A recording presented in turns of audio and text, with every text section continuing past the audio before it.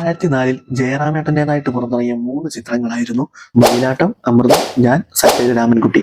അതിൽ അമൃതവും മയിലാട്ടവും ഇപ്പോഴും എൻ്റെ ഫേവറേറ്റ് ലിസ്റ്റിൽ ഉൾപ്പെടുത്തിയിട്ടുള്ള മൂവീസാണ്. മയിലാട്ടം മൂവിയെക്കുറിച്ച് എൻ്റെ ഓർമ്മകൾ എന്ന് പറയുമ്പോൾ റിലീസിന് മുൻപ് ഒരു പ്രമുഖ ചാനലിൽ ജയറാമേട്ടൻ ഒരു സ്റ്റേജിൽ നിന്ന് എന്തൊക്കെ സംസാരിച്ചുകൊണ്ടിരിക്കുമ്പോൾ പെട്ടെന്ന് അപ്പുറത്തെ സൈഡിൽ നിന്ന് മറ്റൊരു ജയറാമേട്ടൻ വരുന്നതും സംസാരിച്ചുകൊണ്ടിരുന്ന ജയറാമേട്ടൻ പെട്ടെന്ന് ഞെട്ടുന്നതുമായിട്ടൊരു പ്രമോഷൻ വീഡിയോ കണ്ടതായിട്ട് ഞാൻ ചെറുതായിട്ട് അവിടെ ഓർക്കുന്നുണ്ട്. 2004 വിജയ ചിത്രങ്ങളിൽ ഒന്നായിരുന്നു ഈ ചിത്രവും. ഇതിലെ സിംഗനൂർ പളനി എന്ന കഥാപാത്രം ഇന്നും സോഷ്യൽ മീഡിയകളിൽ ആഘോഷമാക്കുന്നുണ്ട്. ഇതിലെ ജയറാമേട്ടന്റെ ലുക്കും സ്വാഗും ഒരു പ്രത്യേക ഭംഗിയാണ് ഇപ്പോഴും കണ്ടിരിക്കാൻ. ഇതിലെ പാട്ടുകളാണ് അത്രമേൽ മനോഹരമായിരുന്നു.